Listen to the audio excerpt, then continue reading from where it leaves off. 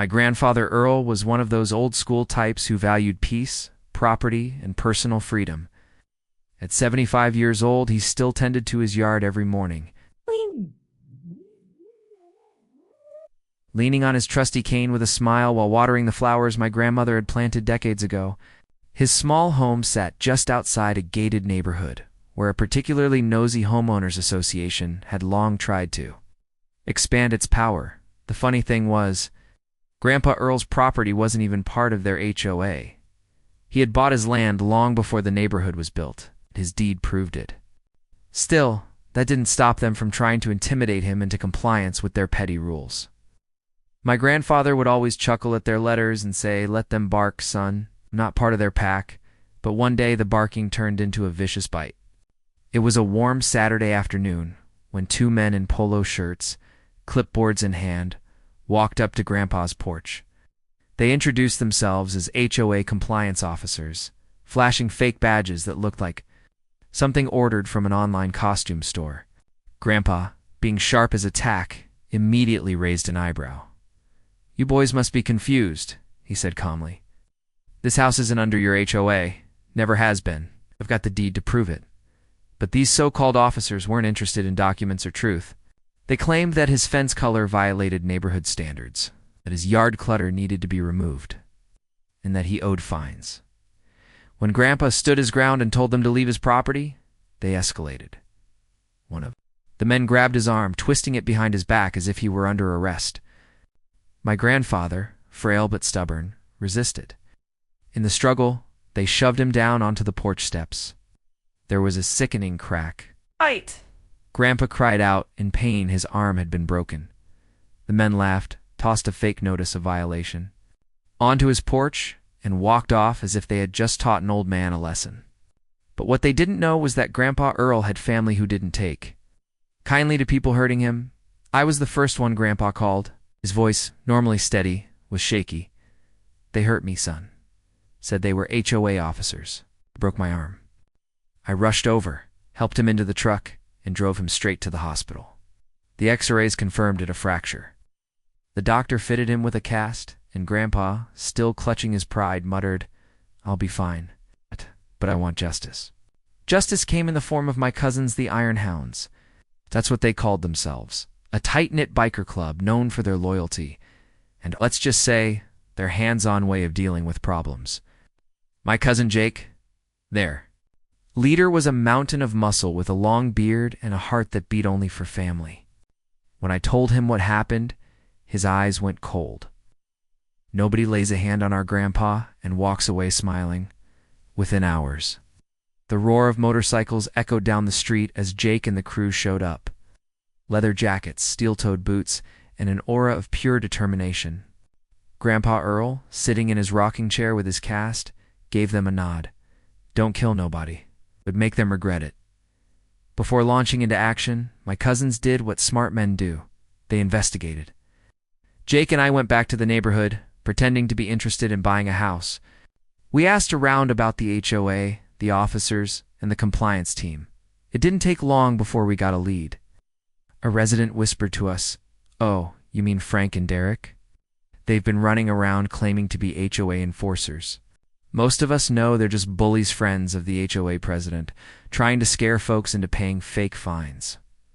So that was it. They weren't real officers, or hired muscle, dressed up in fake uniforms, abusing elderly residents for cash. Jake clenched his fists. "All right, brothers. Tonight we ride." The Iron Hounds had their own way of sending a message. That night, under the cover of rumbling engines and leather jackets gleaming under streetlights, they rolled into the neighborhood. It wasn't a violent assault. It was intimidation with style. They parked in front of Frank's house, lined up shoulder to shoulder. Jake knocked on the door. When Frank opened it, his smug grin disappeared. "You broke an old man's arm," Jake growled. "That old man is our blood." Frank tried to slam the door, but Jake's boot wedged it open. The bikers didn't attack him. No. They surrounded his lawn, revving their engines until the whole block shook. Neighbors peeked out of their windows, watching the spectacle. "We don't hit first," Jake said. "But if you ever come near Grandpa again, you'll wish you'd stayed in preschool." The The sound of 20 bikes roaring in unison made Frank pale. He stumbled back, tripping over his own coffee table. The bikers left without laying a finger on him. But the message was clear. Unfortunately, Frank and Derek weren't the type to learn lessons easily. A week later, Grandpa's mailbox was smashed, his lawn spray-painted with the word violator. They thought they could scare him into silence, but instead, they ignited the second phase of revenge. Jake called an emergency meeting of the Iron Hounds at their biker bar. They want to play dirty? Then we'll show them what dirty looks like. But we'll do it smart. No jail time, no broken laws. It's just pressure biker style. The plan was brilliant. They targeted Frank and Derek's reputations. The bikers followed them to their workplaces, sitting silently in the parking lots with their bikes idling. They handed out flyers around town that read, "Warning, these men are impersonating officers and assaulting senior citizens. Soon." Frank and Derek couldn't buy a cup of coffee without people glaring at them. Meanwhile, I worked the legal side. With evidence of Grandpa's broken arm, hospital records, and the fake notices they left behind, I contacted the county sheriff. Real law enforcement didn't take kindly to people impersonating officers. The sheriff's department opened an investigation. Within days, they confirmed what we already knew. Frank and Derek were frauds. Not only had they assaulted Grandpa, but they'd been running an extortion racket against several other elderly residents. When the police finally rolled up to arrest them, guess who was waiting across the street? Iron Hounds, lined up on their bikes, arms crossed, watching as justice was served.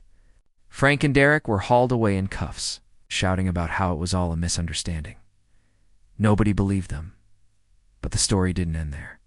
The HOA president who had secretly encouraged Frank and Derek now faced serious heat. Residents were furious, demanding her resignation. With the bikers' flyers circulating and the sheriff digging into HOA finances, corruption bubbled to the surface. Turns out, the president had been taking kickbacks from fake fines, letting Frank and Derek keep a cut. Once exposed, she was forced to step down. The HOA was dismantled and reorganized under new leadership people who actually cared about the community instead of terrorizing it. A few weeks later, Grandpa Earl sat on his porch, his arm still in a cast, but his spirit unbroken. The Iron Hounds pulled up, parking their bikes in a neat row. All good. Jake handed Grandpa a leather vest with the club's logo stitched on the back. "You're officially an honorary member of the Iron Hounds," Jake declared. Grandpa chuckled. "Guess I'm the oldest biker in town now." The men roared with laughter, revved their engines, and saluted him. Neighbors came by to thank Grandpa for standing up, saying the neighborhood felt safer and freer without the crooked HOA breathing down their necks. Frank and Derek ended up with prison sentences for assault and impersonating officers. The disgraced HOA president disappeared from the neighborhood altogether. And Grandpa, he healed up just fine, proudly showing off his biker family to anyone who'd listen. "This arm may be a little stiff now," he'd say with a grin, raising his cast, "but my spirit's stronger than ever. And I've got an army of leather jackets to prove it." The Iron Hounds became local legends. It's not just as tough bikers, but as protectors of the vulnerable. Grandpa Earl's story spread like wildfire, how to fake HOA officers picked the wrong old man to mess with, and how family loyalty, both legal and loud, brought justice roaring down the street. Because in the end, the message was clear. Hurt one of us, you answer to all of us. This story is just the beginning. There is so much more ahead. Oh. Subscribe to the channel to join me on this journey.